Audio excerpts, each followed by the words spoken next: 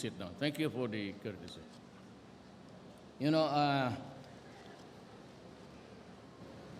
I came so hundred of miles away, but I was given this 3 pages speech, which I could finish in about 2 minutes, and I'll be going. But I know that you do not deserve this kind of gesture coming from the government and from the executive department. But before I proceed, I'd like to acknowledge the following officials of government who are here: the Presidential Advisor for Visayas, Michael Dino; Eastern Samar Representative Ben Ibardone; Eastern Samar Vice Governor Marcelo Ferdinand Picardal; Balangiga Mayor Randy Grasa; mga kasamahan ko sa gobyerno, mga minamahal kong kababayan. I would read the speech to render justice also to the guys who prepared for this. They had to maybe research from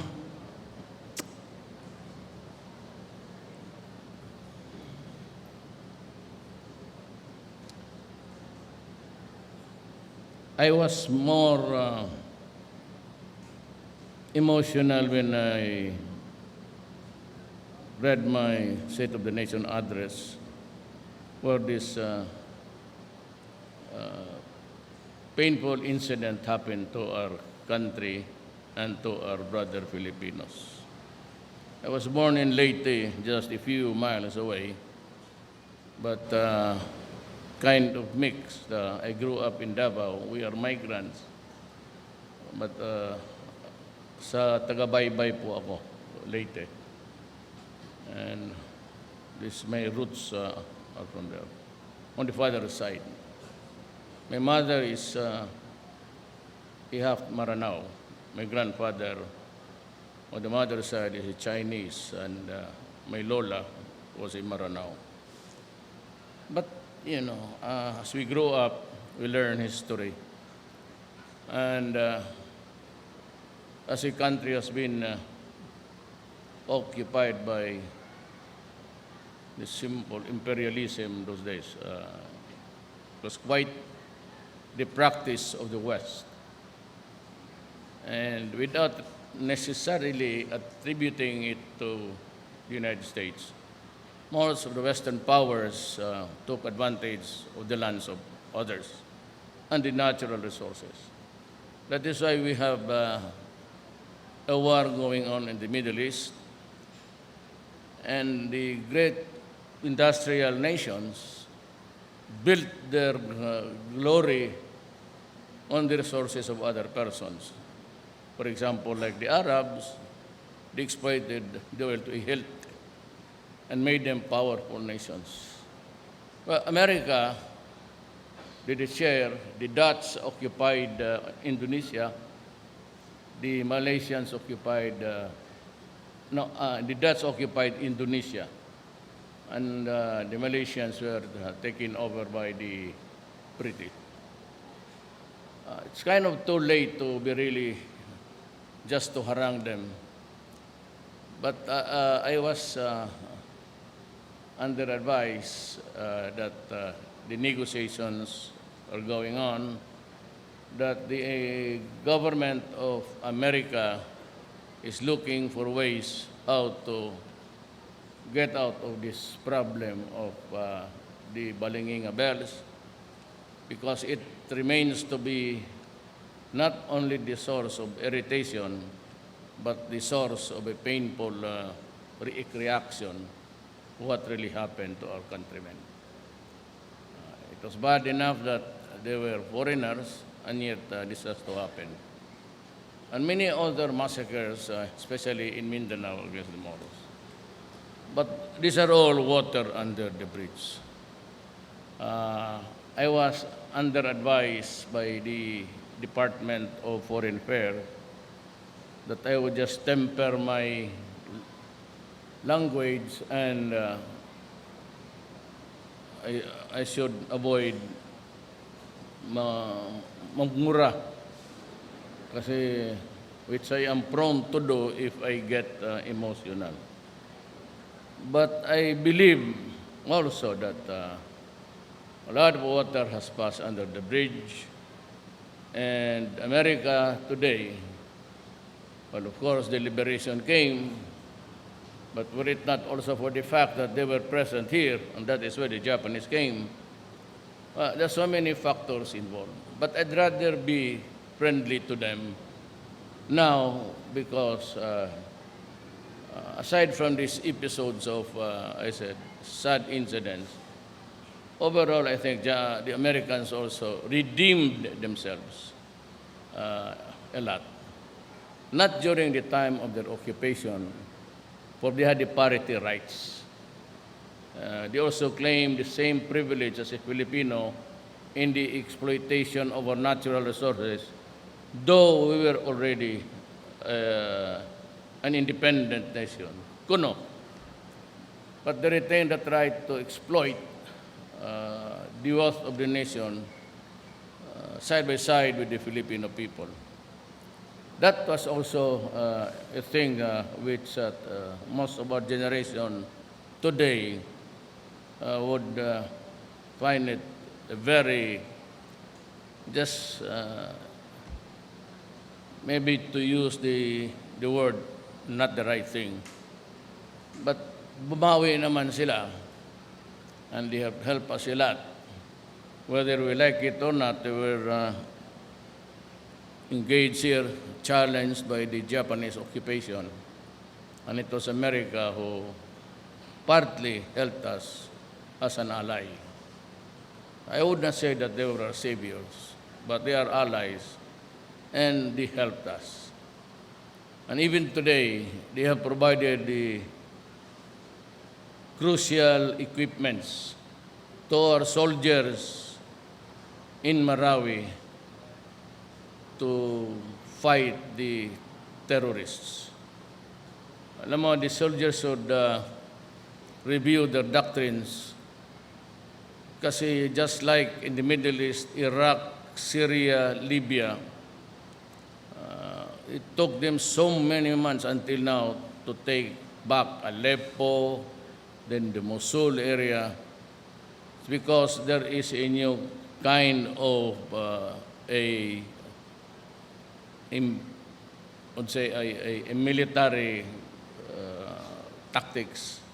And these are that our soldiers, our policemen are trained to fight in open fields, maybe a little of fighting in urban areas. Actually, it is the SAF, the Special Action Force, which were organized to meet urban terrorism. Nabigla lang talaga tayo doon sa... We knew that they were stocking arms. We knew that there were arms going around and passing around, but we never realized the extent of their ordnance and bombs, explosive and guns and ammunition. Today we are still fighting, but I hope that by the end of the month, we'll be able to resolve the issue.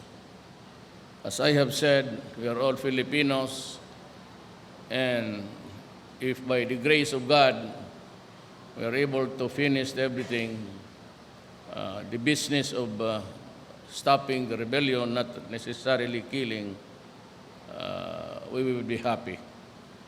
And my orders to the military is that kung manalo man tayo, we do not celebrate any victory in Mindanao, simply because we are waging a war actually against our own people. And it would not look good, especially people who have adopted other religions. So I said na kung manalo tayo, tapos na, you just pack up your things and go silently out of the place. But I'll be leaving some. Sinabi ko naman sa mga Maranao, mga muro doon, na I will leave some of the soldiers of the engineering brigade to help rebuild your city. And we will do that. At sinabi ko, we will rebuild Marawi. But remember that there's also a problem in the other areas, and today it is really terrorism. We have to prepare for that. And that is why I said, aside from terrorism, we had a serious problem of drugs. So when the Senate President, with some senators and the Speaker of the House, with some congressmen, went to my office, I presented to them what is really the real status of the drug problem. Well, let me just say that the Chinese triad, the Bamboo Gang, has taken over.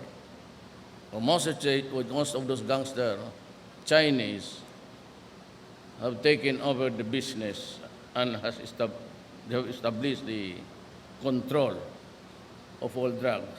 Wala na masyadong drugs dito kasi alam nila, like Mindanao, talagang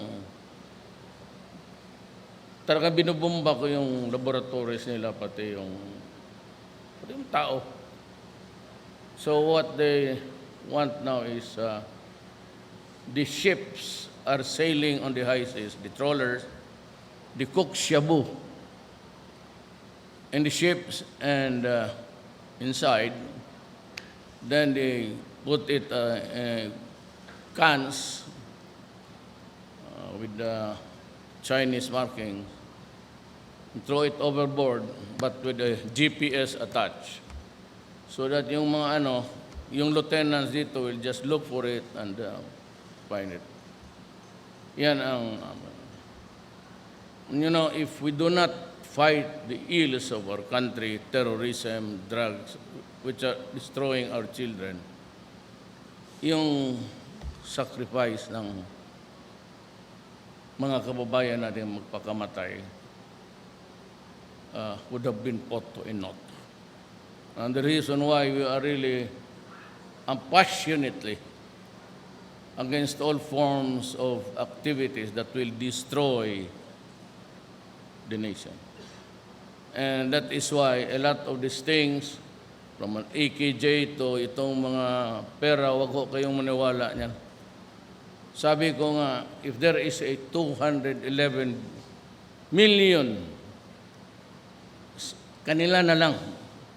And I'd be happy if they gave me 1,000. And they can, if there's one, they can confiscate it. And if I have a deposit outside of the Philippines, basta $1 lang, bababa ako pagka-presidente at pwede ninyo akong patayin dyan sa monumento for those people who suffered for the greater good of what is now the Republic of the Philippines. Alam mo niyo yung politika, but just take my word for it. There is really none. Wala akong 211 ako. Hindi na ako sa takbo ng presidente. Hanap buhay. Pahinga na ako. But politics. Ganito yan. Kung maniwala kayo sa kanilang, go ahead. Believe them. Kung maniwala kayo sa akin, then so be it. Ganon. Sabi ko nga nung kampanya sa Luneta, nung meeting di Avance, sabi ko, kayong gusto maniwala sa pare, pati obispo, doon kayo.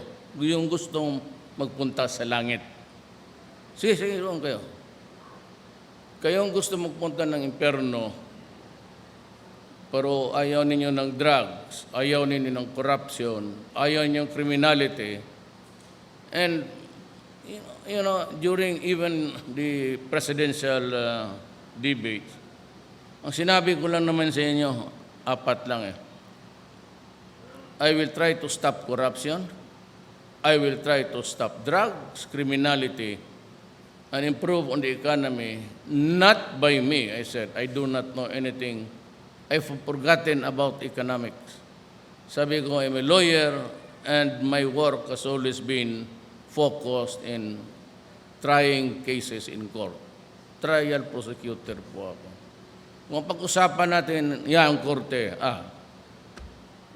iwanan ko sila. Pero economics, puta, nahihilo ako dyan sa graphic, yung pag ganun, tapos pababa.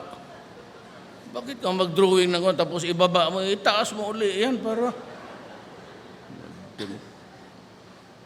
But we have the managers doing the bureaucratic, running the grid, ika nga. Yung finance secretary is a Filipino, kababata ko yan, as my classmate since kindergarten, valedictorian niya. Tugade, huwag kayong matakot ng korupsyon, bilyonaryo yan. Was the valedictorian of our class. With Aguirre was cum laude. Kaya lang ang buhok niya nawala. Sa College of Law pa kami, wala na. Even the Secretary of Defense, Lorenzana, he was a valedictorian of his class. Puro mga valedictorian yan. Huwag kayong mag-alala, sabihin mo that mismanage ang gobyerno. Puro bright yan, puro valedictorian. Ako, well, my daughter was complaining, sabi niya, Pa, why don't you order that Secretary of Education's Briones to do away with this, itong K-12 niya, magdadaldal. Sabi ko, nak, dandahan ka lang magsalita. Kasi ang tatay mo, original K-12 noon pa. 90s. Took me 7 years to finish high school. Ordinaryo lang po ako. Below average nga eh. Sa bagay, sa buhay na ito, sabi nga ni Erap, which is very good at inventing mga colloquials and idioms, sabi niya, ang buhay ay weather lang. Itong si Di Guzman, Di Guzman, ang kababata ko, kasama ko yan, went to school in, I think, Columbia University, o Yale. Ako, wala pa, sige pa aral. Pero, Delphine Lorenzana, now, was the attaché of some position in Washington. But he was, I was introduced to him when he was, he's the guy who brought the 2nd Ranger Battalion doon sa amin. Kaya ka nagkakilala ko. He's bright. Ang problema lang sa kanila itong mga bright, kasi silang lahat nagtatrabaho para sa akin. Silang yung inuutosan ko. Doon ka, puntahan mo ka, puntahan ka, ikaw. Ang nag-uutos sa kanila nilang below average. 75, 76, 77. Really, totoo yan. Ha? That 8 and 9 is very strange to me. Hanggang 77, 78. Except during the College of Law kasi namatay na ang tatay ko and I knew that I was in danger of. Pag hindi ako nag-imumirit dito, patay ako. That was about the time that I took my course seriously.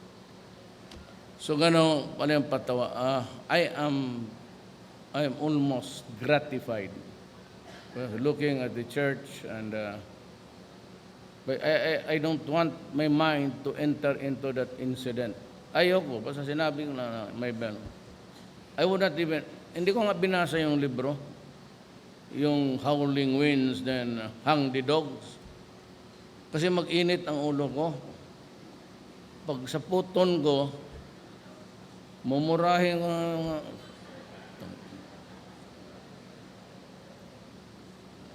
namura ko nga si Obama eh.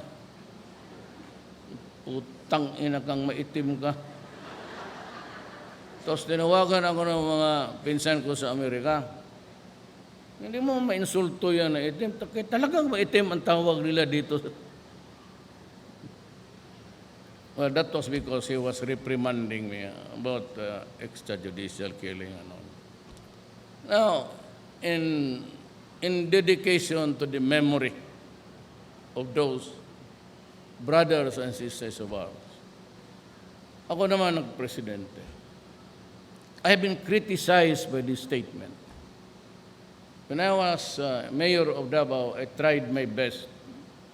But kayong napunta ng Davao, tingnan naman ninyo ngayon. Look at Davao. Maraming, wala naman siyadong, sinong NPA dito? Please raise your right hands. NPA, wala. Diyan sa kanto na meron. Kita na mo, basta ayaw na mag-amin. Maya-maya, mga ambos dyan sa mga sundalo ko. I tried my very best to improve the situation. And I hold it as an article of faith that peace and order would only come if the place itself, the community, is peaceful. Yan lang ang mathematics ko dyan. That's the equation. And I accompanied it with a very harsh word. That if you destroy my country, I will kill you. And if you destroy the young Filipinos of today with drugs, I will kill you. Now, that's their favorite refrain of people, United Nations Commission on whatever, Europeans, pati itong mga Amerikano. Well, find something wrong in that statement, and I will apologize publicly. But if you cannot find anything wrong with that statement coming from a president with this intention to protect everybody, I offer no excuses and apologies. Tinanong ako ng pare, if this killing would go on, how will you preserve? Kasi saan ka po, look, Father, when I swore before God and people, I said, blah, blah, blah, I will obey the Constitution and the laws. I have to enforce the law against all. Sabi ng pare, how do you supposed to protect the Filipino people? There are a lot of them dying. Well, for those legitimate encounters, itong mga durugista, pati yung police ko, pati yung sundalo ko, akin yan. Especially in Marawi. Akin yan because I declared the martial law and I sent my soldiers and police there to die. And that is why every day when I read the briefers, it really breaks my heart. Pero wala akong magawa. I could have been impeached. Wala akong ginawa about this situation in... Sabihin mo, pare, kaibigan ko, yung presidente ng CBCP, bali, taga-bulo yan eh. Sabi niya, how do you now propose to protect and preserve the Filipino when those young men and itong namatay na? So, yung patay na yan, huwag ninyong bilangin yung hindi amin. Yung recorded on sa police logbook, sa kanilang computers, wala namang itong sulat-sulat, blatter. At yun ang bilangin mo. For those who died, akin yan. And you can blame me for it. And I will answer it. And I assume full responsibility for that. Pero yung nagpatay na iba, there are so many explanations for that. Yung iba kanila lang yan, huwag mo namang iblagay sa akin. Sabi ko, I have to preserve the Filipino Tama, sabi ko. But I did not say I will preserve all the Filipinos, including those who want to destroy the Filipino young and the Filipino law-abiding citizens. Walang kasali yan. With that, I preserve the people for the law-abiding, God-fearing citizens. And there are plenty of that. How can I preserve if I allow these idiots to flood the country with drugs? Now, I'd like to tell you now, kinuha na ng Bangbo Triad, ngayon, it's being run. China government has nothing to do with it. The Chinese people have nothing to do with it. It's the gangsters of the Philippines and China they combine together and making the life of the Filipinos miserable. Sila na nagluto sa barko, tapon na lang. And they had franchises. They have a franchise given to the Abu Sayyaf kasi may armas at nakapagtrabaho. Nakakapagluto, distribute kasi may armas. Sinasadya nila yan, pati itong mga mayors, pati itong mga police, we have about 40% of all the barangays in the Philippines contaminated. There are about 9,000 policemen all over the country into drug. Hindi ganun kadali ang problema. And they are the ones para hinog, itong putang inang Albuera, who was responsible for, si Espinosa, was responsible for the drug distribution and everything dito sa eastern side. Place yourself in Cebu. Dito. On the western side, it was the Odicta spouses, yung pinatay ng dalawa. Ang sabi itong mga, lahat, Trillanes, kung magsalita ito si Duterte, parang siya na ang talagang utos na patayin ito sila. Tama ka, gunggong ka pala eh. Ako talaga ang nag-utos. My orders to the military and the police is very, very clear.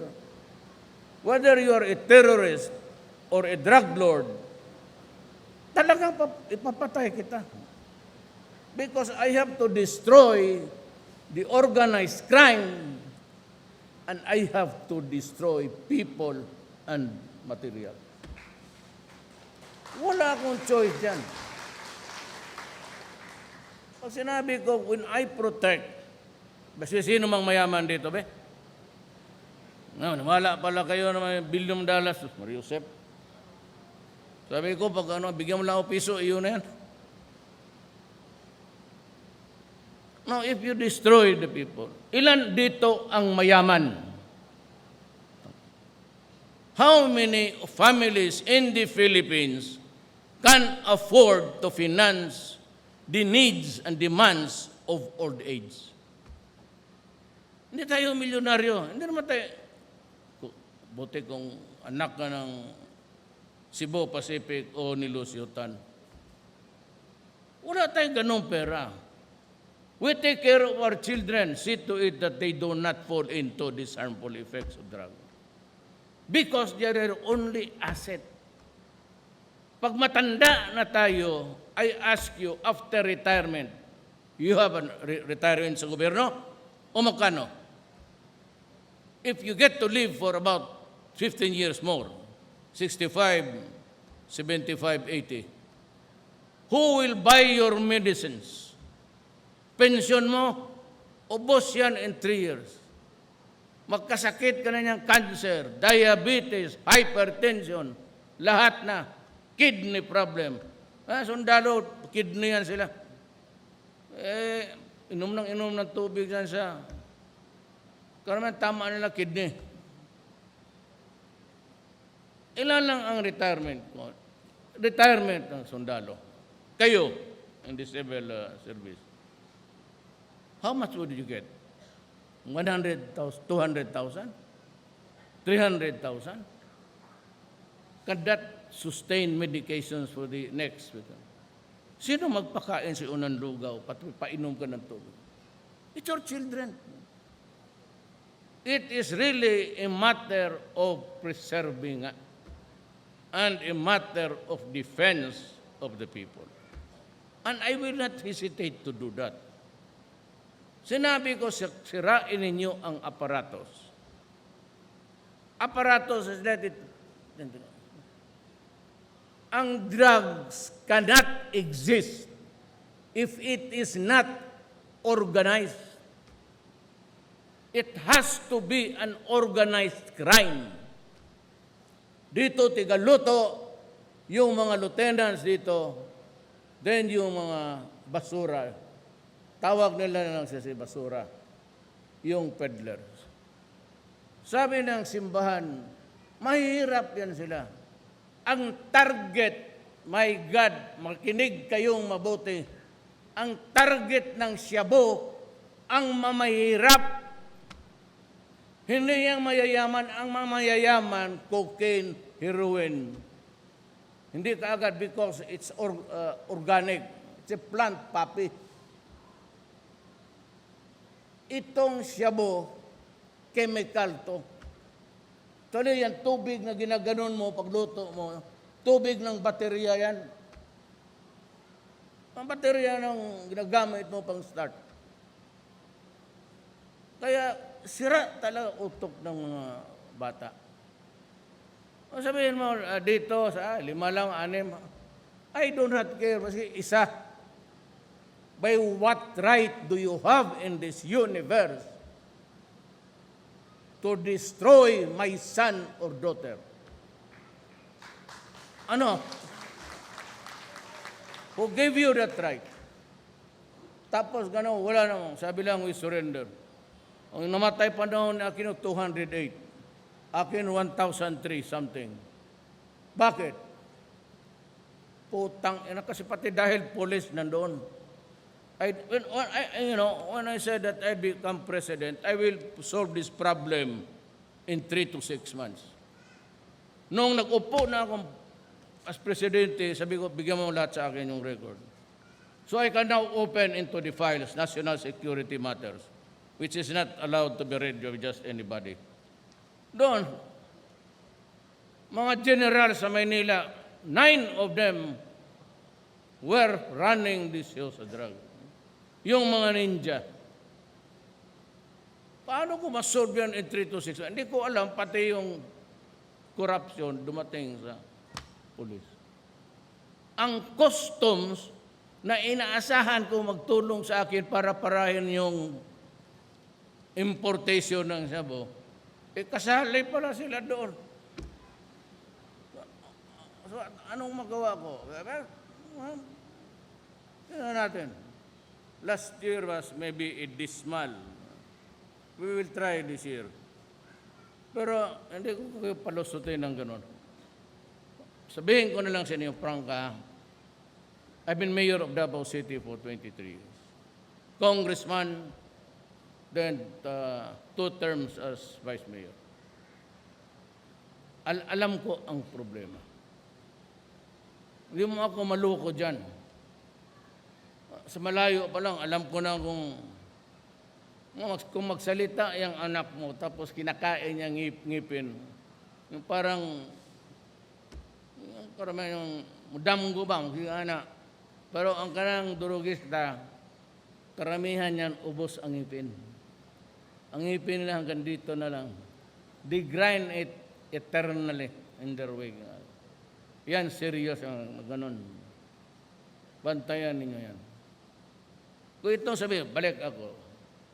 Dito sa itaas, bilyonaryo na yan. Multi-billionaire na yan. Ang drugs kasi. Sa China, sa Taipei, lahat, Thailand, ang market nila, yung mahirap.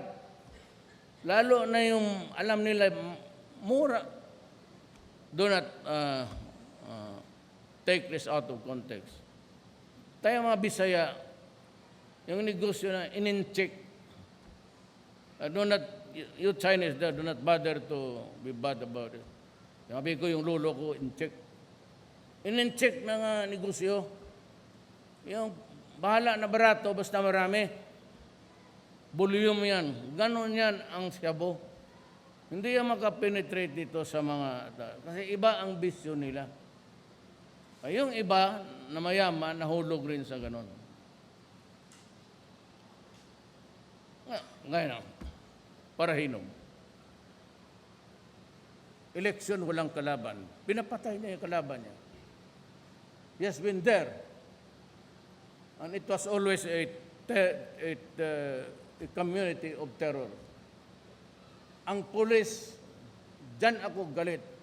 Yung pulis niya, na hindi sumusunod sa kanya, pinapatay niya.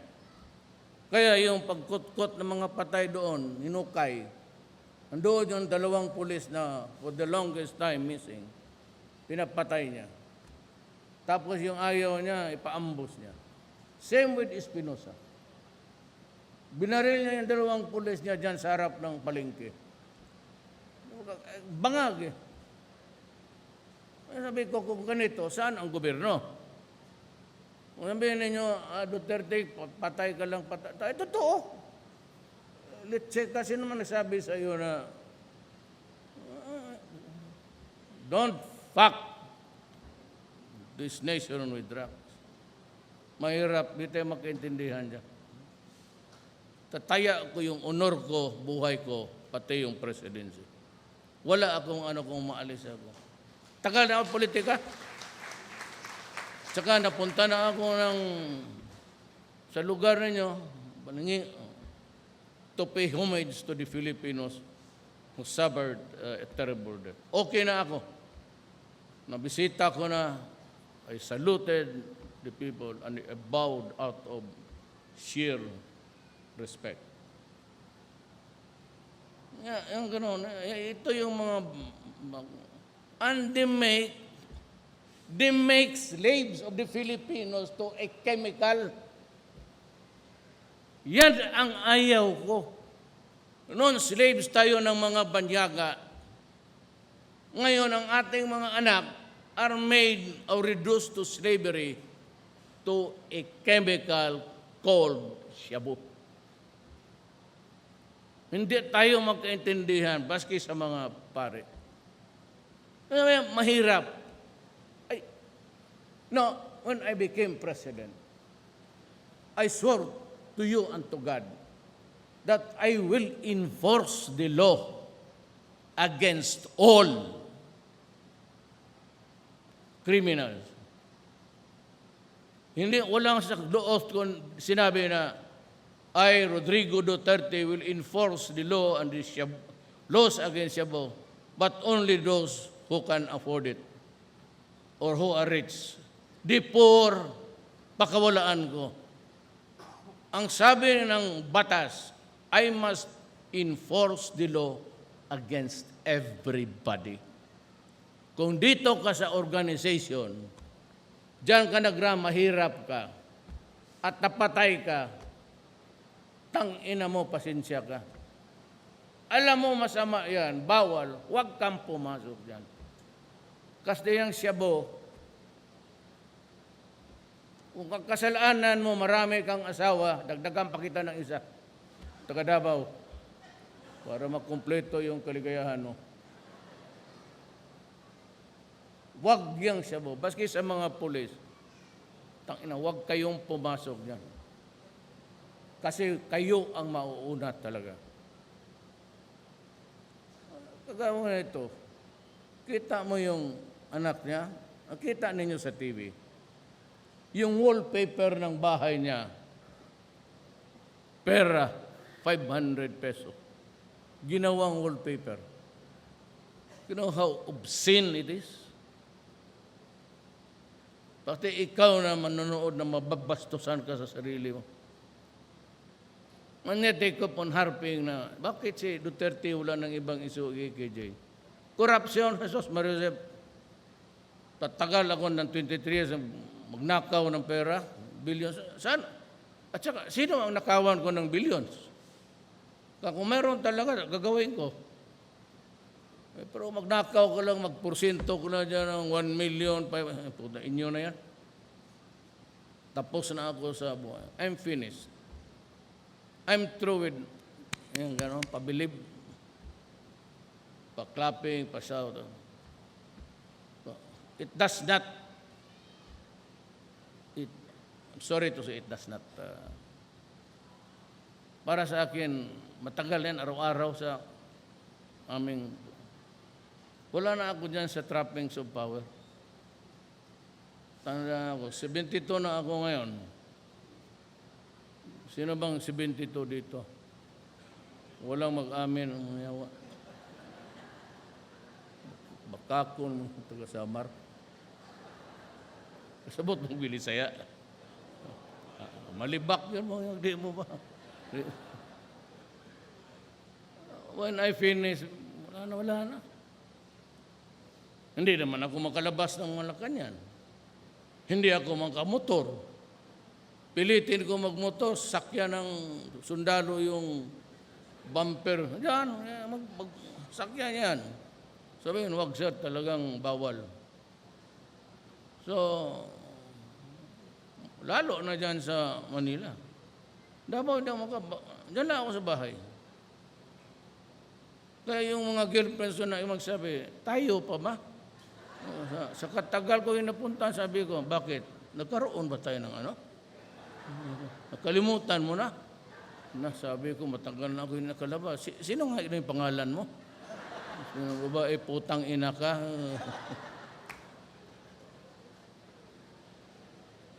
Di na ako nakalabas ng bahay. Pero ayaw nito, ayaw nang.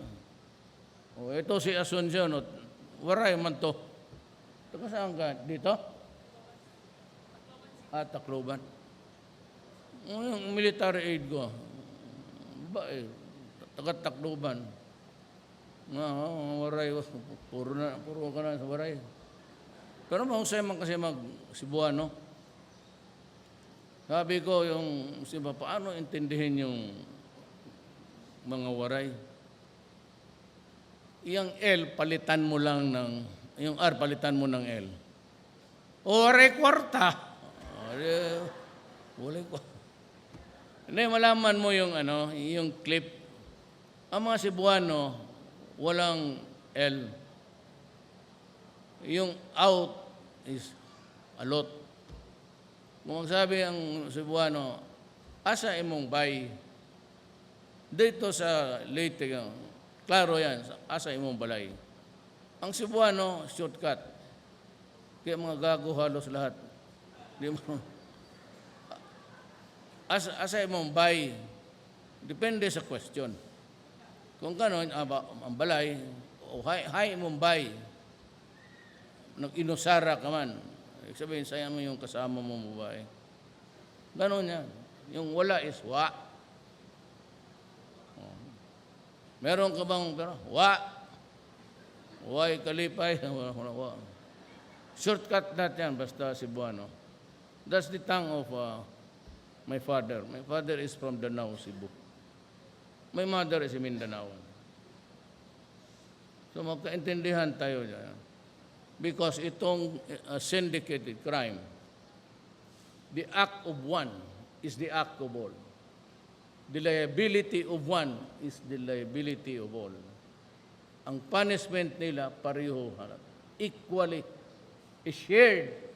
Sama-sama tayo dito. Because it cannot exist kung isa lang. There's no such thing as a drug operation na hindi syndicated. It has to be an organized crime. Ngayon sabi na, namatay, mahirap lang yun. Puta. Hindi ko nagsabi ko lang, magtulong. Marami man tayong matulong niya. Huwag kang pumasok dyan sa Cebu. Kasi lahat dyan, mabungog yung mga anak natin.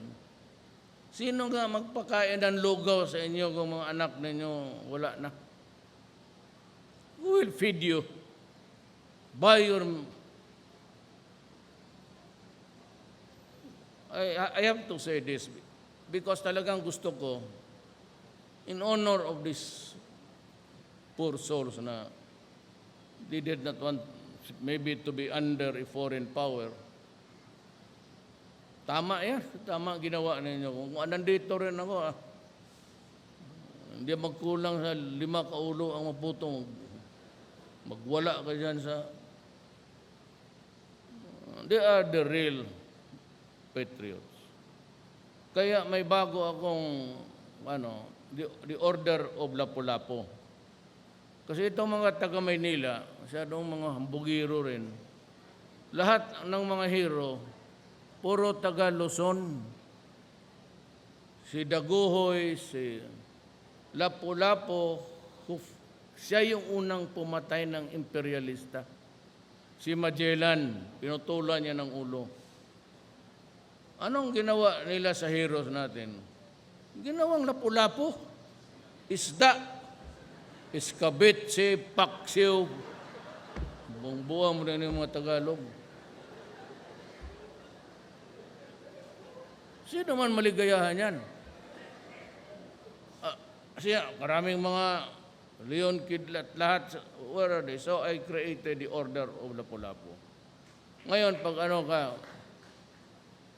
bigyan kita ng medal, may civic, or may mga parang sa military, meron rin sila. Ay kung malaman ko lang na sino yan sila at bigyan ko ng Totoo, it's still possible to trace the families, descendants. Can I have, may I kindly request you to do some research? Kasi yung pamilya nila, ibigay ko the Order of Lapu-Lapu. Its family, mga descendants. They deserve the medals. Without necessarily, America will understand that. Sabi ko, we have to cooperate with them. I can only say that thank you for the help. And China also for helping us. Mayroon pa silang dadating before, ayaw lang sabihin, but they provided us already with almost 1,000 tapos yung sniper, and it's making a hit there sa marami. Yung made in China, maganda na. And they have promised to send more. And there's another country was promised to send us some. But the Americans are very active sa equipments there. So, without their help also, mahirapan tayo. We have to, total, tapos naman yung pasalamat na lang kami sa inyo. Pero wag kayo ulit, kasi the law says, those things, trophies, could only be returned with the permission of Congress, and it is the President who will pass away. Until now, so we give them enough time. Sabi nila matagal ang proseso. Siguro naman, mga Americans, mga year 2050, mas auli na yan, Siyaro. Kasi war, something, basta something metal belongs to the military. So, gumaganon sila. Pero we make this commitment now. Now, it will never happen again. Baski yung bagting dyan sa ice cream, wag ninyong dalhin sa labas. Pagkagulo tayo sa airport. No bells of any kind. Baski yung tileng-teng sa ice creaman, do not do it. Magkamurahan tayo dito. Lastly, because I'd like really you to know that it was out of my sense of feeling the sense of patriotism. It's not easy at that time. they were actually committing suicide. Alam nila na may risk back pero still, what prompted them to do it? It could only be one thing. Ayaw nila ng dayuhan. Ayaw natin ng dayuhan. And it is good that we have realized this. Ganito ang sitwasyon. Ayaw ko ng dayuhan. Ito sa technical, but sabi mo combat soldiers from out. Yung mga technical advices, okay. But soldiers of foreign countries, I will never allow anybody. We will fight our own wars. Kung wala tayo, then we have to rely on our soldiers who are true Filipino. Saka yung ating maraming pulis doon na nagdiskusyon. Kaya sabi kong, tanong kayo pwedeng ariglo yan. Hindi ako magpayag ng ariglo sa terrorism. Sabihin ko sa kanila, I will only agree na just to return their body, ganon. Pero yung talking about, ayaw ko. Marami na akong police pati sundalo na matay. It's about too late in the day to do that. And so it's getting helicopter ba usahay, gabi na. Bangga kanina sa bukid. Si Robredo na inyong presidente. Kayo. Kaya tabang mo ampo. Because I'm the only, I go to Marawi hanggang gabi. Di maglipad ako dyan sa kalubian yan State of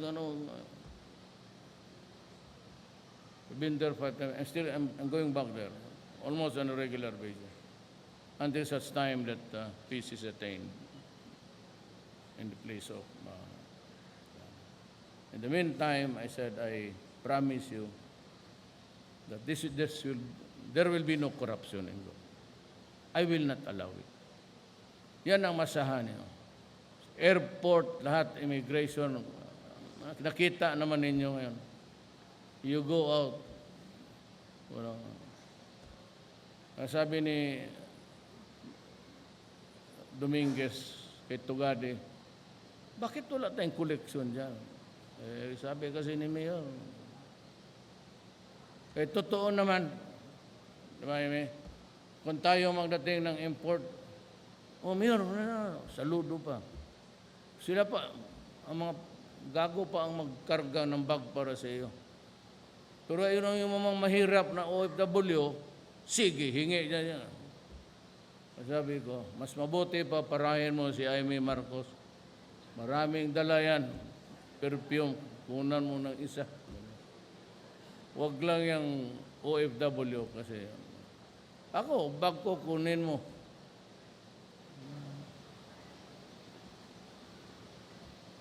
Kay Martin, ang marami talaga.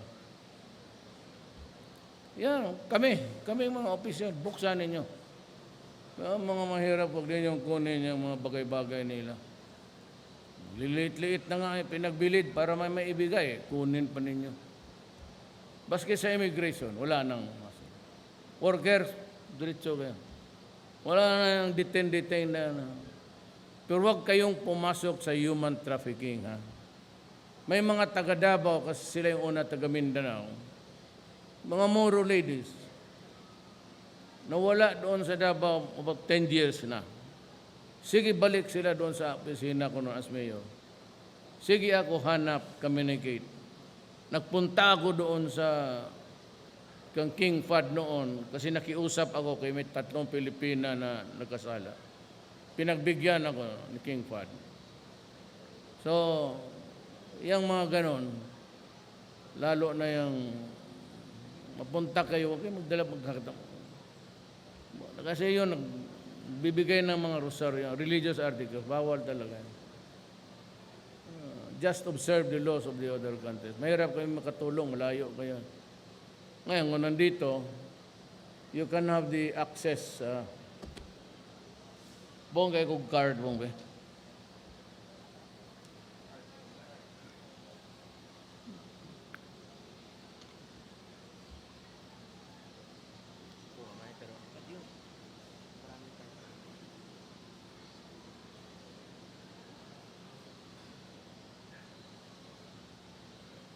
Ito yung parang information mo. Huwag mong pakialaman itong left. So, i-fold ko.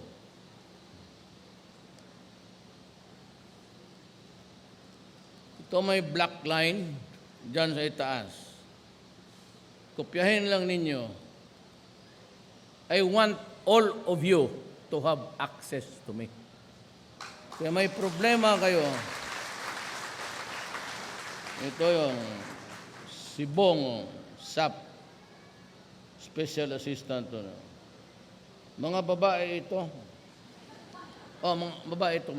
Parang calls. Ito.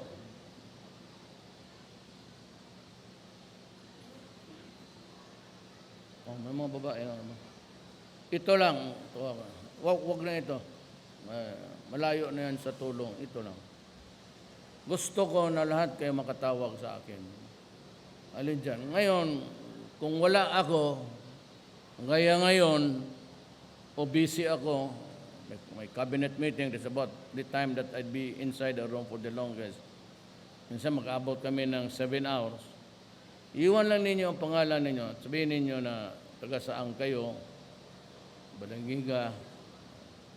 May reklamo kayo, it's either tawagan ninyo ito or you put it in 8888. Kung may reklamo kayong mga opisyal,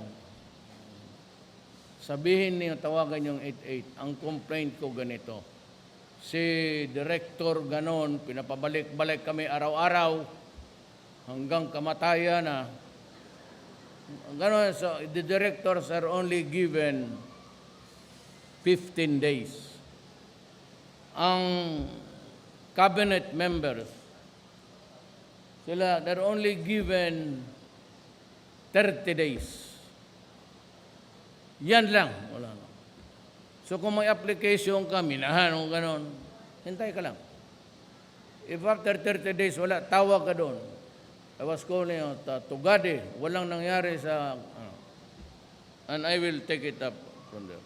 And I will call you. Tawagan kita. Sabihin ko bakit, Pero 30 days lang. Sa gobyerno, 30 days lang talaga. That's the longest. Police, permit 2 days, 3 days.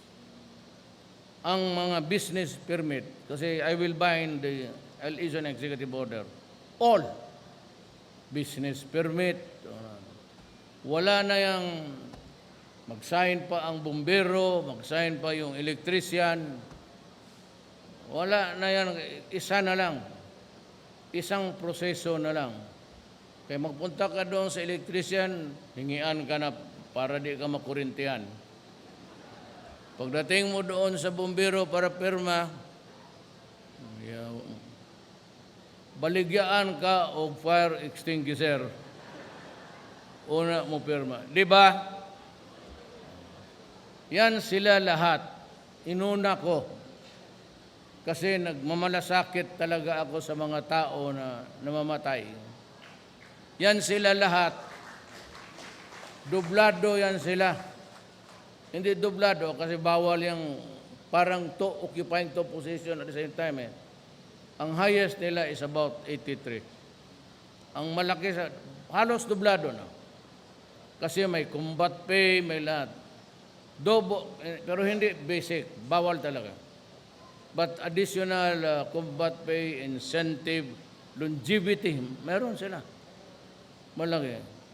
Kayong mga pulis pati sundalo, you will receive double your salary come January.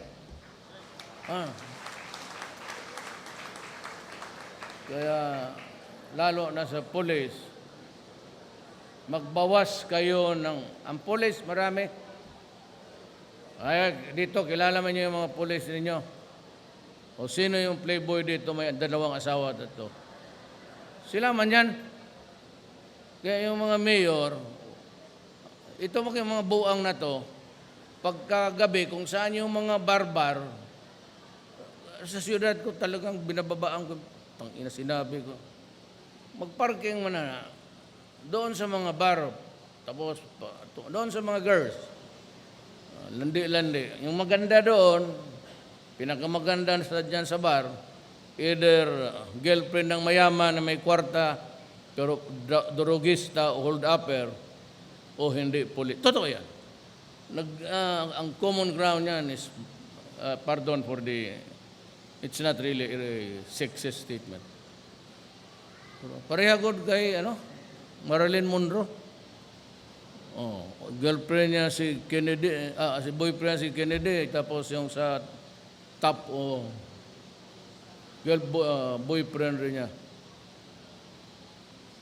Kaya sabi ko, alam mo, ang asawa ko, Baptist. So, ang pera kong about yung kampanya, dito nabarana kami sa Tacloban. Niwang aeroplano kasi mawalaan ng break. Yun lang man ang kaya ko. Wala man ang pera. Tapos, yung barato-barato lang. Yun lang. Nalaman ng asawa ko, sabi niya magbasa lang tayo ng Bible. So, pag gano'n ng page, kung anong mabuksan, basahin niya, tapos ako mag-pray aloud. God, I am about to fly to Samar.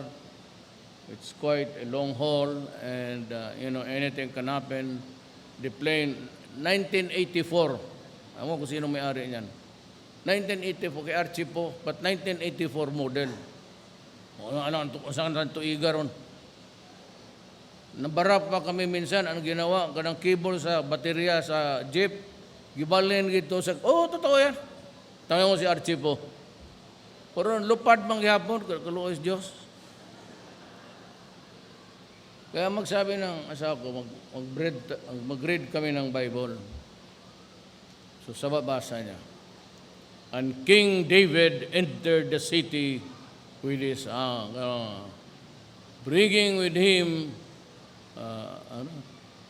17, nandiyan sa Bible, 17 wives in tow. Sabi ko, putang ina, huwag mo nang basahin yan. Tignan mo yung ulo na sa Bible, 17 yung kanya, ako sa buhay 3 lang kayo, 4. Taghang kapag reklamo diha. Tangina, wag, yung Bible mismo, 17 kanya, akin 4 lang. Kay Martin siguro, mga 5 yan sila, no? Says, kana, ibulgar tanong ka, huray mo. Kaya, totoo. Sabi ko, what I have, ano pakialam ko 3,000 years ago? Bakit mo magbasa-basa? Painggiting ka pa. Holy Bible Holy siyang kabuang niya na 42 binuang na ni. Ngayon, I have to go. Pardon my jokes if they don't suit your... pero totoo naman yung nasabi ko. I leave your place with a fulfilled sense of fulfillment. Nakarating rin ako dito. Basa-basa mo lang tayo noon sa... Hindi ko nga kinukumpleto kasi kakainis. Kainit ang ulo bang kasapot. Sabi ko, but one day, isialay ko ito sa message ko to the nation and I will demand for its return. The Americans say that they are processing it. So I hope that Congress of America will give the President Trump the authority to return the belt to us.